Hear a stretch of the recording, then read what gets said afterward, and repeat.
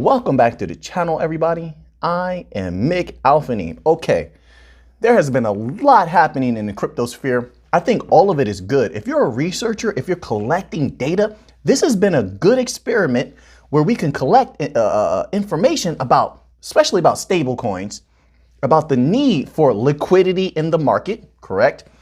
Let me ask you a question. Remember the Bank of International Settlements? I think I was saying this before them, but remember they put out all those documents on how stable coins aren't stable, right? And then I was saying how you need liquidity for your stable coin, so it doesn't come unpegged in either way, positive or negative. It doesn't become unpegged. It doesn't become unstable. I've been talking about this for a long time. XRP provides that liquidity. XLM provides that liquidity. So why is that important? And we're going to tie some things together here, right? Remember, the oldest bank in Europe issued what on Stellar? They issued their stable coin on Stellar. Of course, I believe they're going to work with XLM to a greater capacity, Stellar to a greater capacity. You can't get around the need for liquidity. Now, when you're dealing with Stellar, what's their liquidity? XLM is their liquidity. They say it right on their website. XLM provides liquidity for otherwise illiquid assets. You can't get around. They need liquidity. All of these banks, central, commercial, the economies as a whole need liquidity, truth be told. I don't know how much liquidity the bank coins, the foundations and companies can actually provide. Because right now what it's looking like is that there's a lot more liquidity needed than I even anticipated. You see what's they're so deep that we can go. But let me go back to what I was originally going to say. You saw what, did you just see what happened to was that UST? That stable coin, how it got unpegged? Didn't I tell you? Bank runs. They literally called it a run. There was a run on UST and it got unpegged. Not so stable anymore. And you know what else is bad about that? Because this is why I'm glad that we'll be able to observe the Tron stablecoin. All this has to do with liquidity. And if you're holding XRP and XLM Algorand, the liquidity token, and I understand that, yes, Algorand is a smart contract platform. They do great, but they also have a hell of a lot of liquidity. Look at how many people are staking Algorand. Okay, don't you ever forget it. So this is all in relation to them. But I'm glad we're going to get to observe how Tron provides liquidity through their TRX, their Tron coin, to this new Tron stablecoin. That was the smartest thing they could have done. That way they can balance it out mechanically, manually. If they need to, they see something going wild, they can vote on it. I think they have a governance thing that they're doing. Sort of like what Hedera has governance, Algorand has governance. I think Tron is doing governance also. You can vote on it. VeChain has governance also. Let me put it that way also. Let me put that in there also. VeChain has governance also. So if ever anything goes wrong with VTHO or whatever, they could vote on it and stabilize the price. Not the VeChain, but VTHO. Understand they have two protocol there, okay, for two completely different reasons. But I believe Tron is doing that same thing. They will need it. So something like this doesn't happen to them. So how does this tie into XRP? There's stable coins that will be issued on XRPL if they haven't been issued already. I think Ripple had put out a document recently talking about stable coins actually on the XRPL. That means XRP will have to provide the liquidity for that in the event of bank runs. And it looks like this is something that's going to be have a continuity into the future because the economies of the world are completely on fire. Like the whole world is on fire right now. But I just wanted to bring that to your attention, and that liquidity will be major. Not now. Don't think about it in the way of, well, we may have to provide liquidity for a stable coin that retail is using. That money is good, but that's not what we're looking at. What I'm looking at is, remember that the banks and the governments, they want to conscript stable coins. They want to start custodying stable coins, using them in different ways, sort of like how they use cash. If that happens, they will be using a massive amount of stable coins. The banks, the governments, okay? And if they're using a massive amount of stable coins on the XRPL, on Stellar, on Algorand, that means that, of course, no guarantees. That means that XRP could possibly be providing that liquidity. That would be huge. Do you understand how much liquidity a bank would need for their stable coins? That would be huge. So that's what I'm keeping my eye on, and we're just watching the progression. But that UST gave us the perfect example of why you need a stabilizing mechanism, a liquidity cushion for those bank runs. They're coming. They're going to happen. Just happened to UST. All right, so now, with all that out of the way, let's get into these articles here. This one is titled, XRP Lawsuit, Ripple's Lawyer Comes Out Swinging. This is on Fool.ca. This is the Motley Fool site, okay? If you go to the Motley Fool site, you'll see this right on their front page. We're just going to read this little tidbit here. Ripple Labs, the developers of XRP, have come out swinging in their legal defense against the SEC. The XRP lawsuit took another big twist last week when Ripple Labs' lawyer took a swing at the SEC, accusing the agency of rug pulling investors. He claimed that it was trying to delay the proceedings. In pretrial hearings, Ripple Labs has generally favored a swift pace, while the SEC has favored many delays. This is huge for them to say that. They're saying exactly what a lot of my peers, I've been thinking it. I don't think I said it, but I've been thinking it.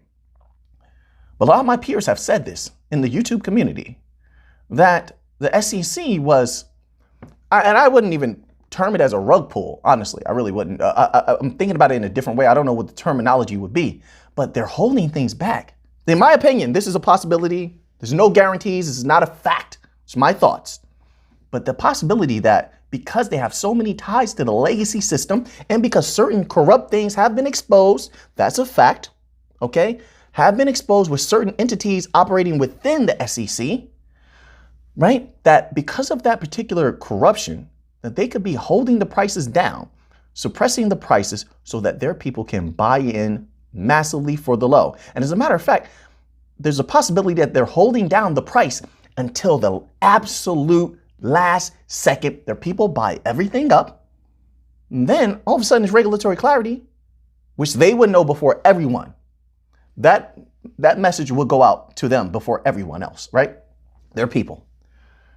And then that switch is flipped. I'm just going to put it that way to keep everything simple. The switch is flipped and those prices skyrocket. They would benefit. Their people, their beneficiaries, their people would benefit, right? I've been thinking about that for a long time. As you see certain activities happening and you think about the reason, it's not just a huge settlement that they wanted to go after with XRP. There's a lot on the table, by the way. There's a lot on the line when it comes to XRP that we could go over. It's not just a huge settlement amount they wanted out of XRP. There's a reason they chose Ripple first. They understand what it can do. They understand XRP is the big money, in my opinion. And let's just talk about the legacy system overall. They know this because of how many partnerships Ripple has that makes them take Ripple serious. Although a lot of retail doesn't, but that's retail. Retail does many ill-advised things. That's on them. But the smart money knows what XRP stands to do, where it stands to go. So this is a war. They take it serious. Retail doesn't take anything serious at all. They're always in it for a quick buck. They don't play the long game. But the smart money, the legacy system has a vision. They're willing to go to war for as long as it takes. And they want all of that money. I want all of that money. That's why I know that this is a war. But that always crossed my mind. They're suppressing the prices. And I could go a little bit further because I think a lot more individuals are in on that. They're even within the crypto system. They're a part of that, right? So a lot of what's going on is just sort of a dance until the time is right. But there will only be a little bit, in my opinion, a little bit of us left. Most people will sell at a very low price, by the way, because most people have a ton of coins and it doesn't take a long time. Not long time. Sorry about that. It doesn't take an outrageous price for them to be rich now. I mean, mind-blowingly rich, life-changingly rich. It doesn't take a lot right now. It doesn't. They're holding a lot and they didn't sell. And then you have other people that have techniques. So they have a way they feel to get out and get back in. that probably will work. And they're going to have a ton, right? But then those people tend to have inside sources who feel like they can get out and get in. They have their ear. They have someone that puts information in their ear, and they know exactly when to execute. That's a little bit different. It's a little bit more intricate and tricky. Let's just read just a little bit more. It says, in the crypto world, the term rug pull refers to a coin sale where the sellers quickly exit their positions, dumping them on unsuspecting buyers. We all know that. On Twitter, Ripple lawyer Stuart Alderati said that the SEC had essentially performed a rug pull on XRP investors, as its lawsuit had reduced the value of the token. In his tweet, Alderati claimed that the SEC's actions had wiped out $15 billion in XRP market value, that reduced the value of XRP investors' holdings. Yeah, they did a lot of damage. They definitely did. They definitely did. But I see this case going positively. Ripple's been winning along the way, and I see that price exploding, which leads us into the next article. So we're going to go over this article here. This is on the cryptobasic.com. Listen, there is so much. Just today alone, speculation on XRP's price in the next, by the end of the year. There were so many articles. Did you see those today? What is going on that everybody's making price predictions for XRP? All of a sudden, everybody loves XRP now. Like it's the weirdest thing ever. You get like weeks of just mind-numbing FUD. And then all of a sudden you get like a day or two where everybody just loves XRP. They want to predict a price for XRP. So let's read this a little bit here, right? It says, panel of 36 industry experts in recent report says Ripple will hit $2.55 by December 2022. Just in case you think this was the last article that I read before, it's not. As I said, this is from May 11th. What is May 11th? Today, right? Sorry, I'm lost in time half the time. I don't pay attention to the dates at all. But this is from today. This shows you how much speculation. So we already covered within the last 2 weeks, 2 articles where they're doing price speculation on XRP. And today alone, I saw at least 4 different websites doing price speculation on XRP. So they're saying it will hit $2.55 by December 2022, despite recent price drop. Let me read a little bit further here. Is that without the case ending? Is that because the judge rearranged the calendar to try to force the case to be over this year, which I would love. I'm ready. I'm patient though. I'm very patient, but I am so ready. I'm ready to have some fun. Let's read this a little bit here. The general cryptocurrency market has been on a downtrend. Okay, we know all of that. Let's go to the important part. Let's see here. Okay, experts expect XRP surge. There goes that word again. I even used it in my title. I was like, ooh, I like that surge. Oh, I love it. I'm just thinking about that price going like this, you know, and the tears going down people's faces, you know, who don't have any XRP. Anyway, or XLM. XLM is going to take off with XRP. You know this, right? You've seen the history. You know the history. You've been here for a long time. The unfortunate circumstances have not hindered financial analysts from making favorable predictions for the nascent asset class. This time, a group of 36, woo, fintech experts predicted in a recent Finders report published on May the 4th that regardless of the current market crash, Ripple's native cryptocurrency will surge. Will, wow, that's powerful. Will, not it might, not maybe, will, okay. Will surge to a high of $2.55 by the end of the year. A lot of people expect, if it does, expect dips along the way, expect it to get to that price, and there's going to be a dip, even if it makes it to like I said, if the case ends, that's how I put it. If the case ends, it will fly to $3 to $4. Easy in my opinion. Easy, and expect a dip because people are going to take profit. Like I said, people have a ton of coins. They're going to take profit, and not everybody wants to just hold the XRP and, you know, use the XRP as currency. Not everybody believes in that. And I believe there's a lot of merit in that idea, but people are going to move that profit into stable coins, things like that, some into cash. Let's continue on here. It says, for the financial experts who made their predictions for the XRP token known, the major influence that will determine the price, okay, here we go. Determine the price of the cryptocurrency is the outcome of the lawsuit. Didn't I say that? I said that. Okay, so now I understand why they're saying this.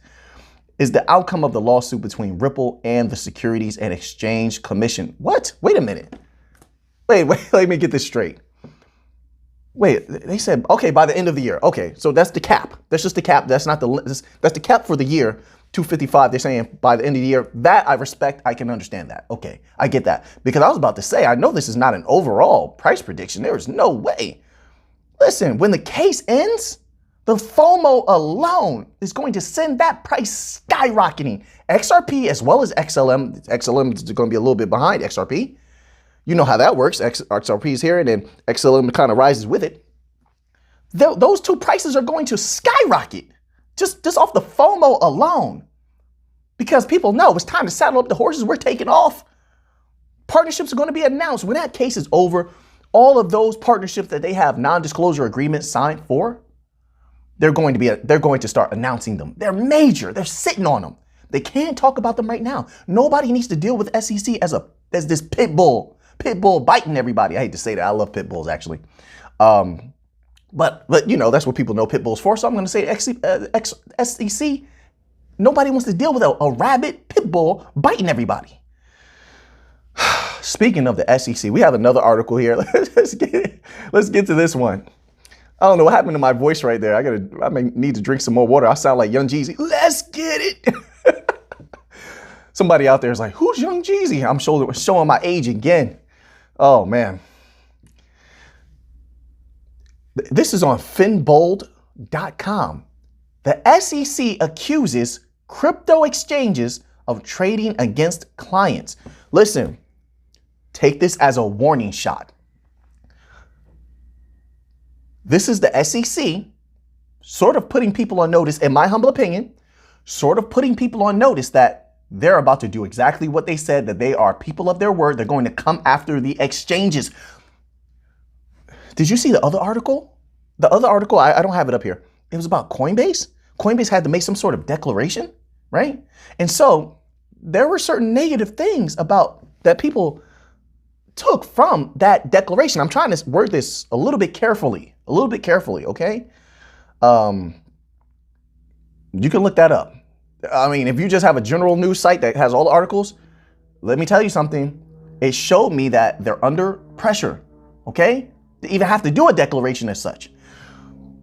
This is a warning shot to all of crypto that the SEC is coming. Exchanges first, probably coins and tokens later. Let's read just a little tidbit. Despite the fact that the cryptocurrency market is growing at an ever-increasing rate, with new cryptos and exchanges being added every day, authorities in certain countries are stepping up their efforts to regulate the new asset class and its users. We know that. In particular, one of them is the United States Securities and Exchange Commission, whose chair, Gary Gensler. That's all I'm going to say, Gary Gensler. Has recently warned the public that some digital asset exchanges may actually be betting against their own customers. This is a classic example. Listen, those tricks, SEC, those tricks work on a lot of people. And it could be true. Don't work on me. This is a classic divide and conquer tactic. The SEC can put out statements like that. It would turn, this is only going to increase, by the way, in my humble opinion. This is a warning shot, like I said. So the attacks will increase. And the divulgence of information or speculation on the SEC's part will increase on how much they're putting out there, which is a divide and conquer tactic. So it's to shake up the people that are utilizing the exchanges. Maybe they don't utilize them so much. Maybe they move to centralized exchanges, right? So somebody may get shaken up by this news. Now they don't want to use Coinbase. Now they go to a centralized exchange. I know you're like, oh, it's a Coinbase centralized. No, I'm talking about a legacy system offering. That's what I mean. My apologies. Let me put it that way. They want the people to go to a legacy system, so-called compliant offering like Webull, right? So people will go to Webull for their XLM, XRP, whatever they have. I don't know what they have over there anymore. But you get what I'm saying? Instead of going to Coinbase. So now Coinbase is weakened. So sort of like when in the movie Gladiator, when Commodus stabs Maximus, right? Commodus would never beat Maximus. But he knows that if he stabs him, weakens him, maybe he has a chance to beat. He probably has a great chance of beating Maximus. Even though that's not the way it worked out, but that was the idea. So SEC is stabbing Maximus, stabbing the crypto industry, so to speak, so that it's weakened, separate them. So now maybe they have less money going to them. So now they're in a weakened state, and maybe they want to negotiate a little bit. Maybe now they want to work with SEC a little bit more because they see the pressure they're under. They see that the SEC has the power to shift the people away from them, make them lose money in a myriad of ways. And maybe the SEC can have a victory more easily. This is just softening up your opponent with jabs. My father was a boxer. And he taught me, he said, look, Mick, use your jab. I used to like to drop the right hand on people. I used to drop bombs on, boom, boom, boom, rock'em sock'em robot stuff. My father was an intelligent warrior. And he would say, soften them up with the jab. Use the jab, son. So he taught me the first, single jab. Then he taught me double jab. Then he told me how to, sometimes once in a while you throw it up, you mix it up and you triple up the jab. But you use your jab to soften them up. Then you go in for the kill. Boom! And you drop it on them.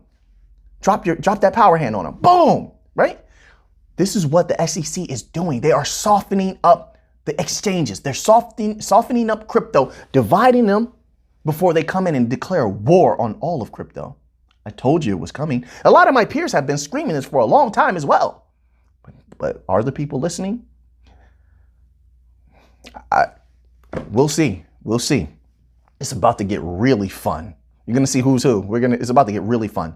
Let's read this a little bit here. So it says, indeed. Oh, they go a little further. Here we go. Indeed, Gensler told Bloomberg News that all entities trading crypto fall under the regulator's scope and therefore need to register with it. Furthermore, he argued that some of those entities were evading rules. That's heavy accusations. Trading ahead of their customers and, quote, in fact, they must have some evidence. In fact, they're trading against their customers often because they're market marking against their customers. They're coming. Be ready. The SEC chair also criticized stablecoins. Stablecoins coming out. See, look, this is what happened with stablecoins. I told you this was going to come. This was coming just based on the research. You can see it. Listen, how was it that they put it? There's an ancient phrase. What was it? That it's something like coincidence is just cause and effect unrecognized, right? Randomness is just cause and effect unrecognized. I saw the causes, so it's easy to see the conditions, right? Then out of the conditions arise the cause. And out of the cause are some effects that are easily perceived. And I can see this coming from a mile away. The governments and the banks at first salivated over stablecoins because they thought that it would be a way to maybe skate around crypto use, like the regular crypto, like the banking coins and such like that.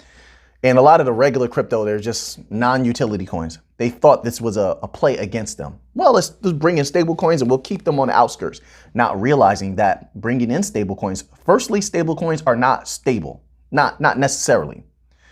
USDC does a little bit better. They have a little bit of a better method than others, okay? But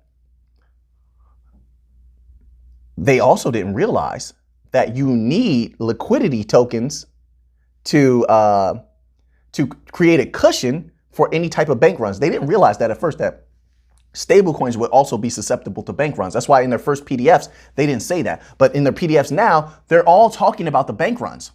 You've seen it. You've read the PDFs, right? So now they're back to being angry and upset at stablecoins again. Welcome back to the club, stablecoins. Back to being hated like the rest of crypto. Oh man, so I'm gonna leave it there, everybody. We're gonna come back tomorrow and get some stuff done, and hopefully we have some good videos tomorrow. Have a good time tomorrow. So now that you have that information, oh, by the way, whoever subscriber out there told me to keep the clean cut and the beard, I appreciate that. I see all the comments and stuff like that. I don't get a chance all the time to respond to everything, but also AMP token, one of my day one people. I never forget my people. Never. I remember everybody. But one of my day one people here on the channel, great individual, and I hope that individual is doing great in life, was asking me about AMP. AMP is what I have spoken about on the channel before. Remember, guys, I'm not telling you to buy anything. It doesn't benefit me at all. These are finance coins or bank coins or what I'm into, and they take off with institutional mass adoption. Now, AMP, I said this before, will frustrate you to death if you're not patient. If you're not patient, AMP may not be for you. I can't tell you what to do, but you know, AMP I think is sitting at like 1 cent now or something like that. AMP uses Flexa. If you do your own research, you're going to see all these partnerships that AMP and Flexa have. I think they even have something with Amazon, or maybe that was a partnership they were trying to do, but they are ambitious. Okay. So they're being held back by regulatory clarity as well because they're a finance coin.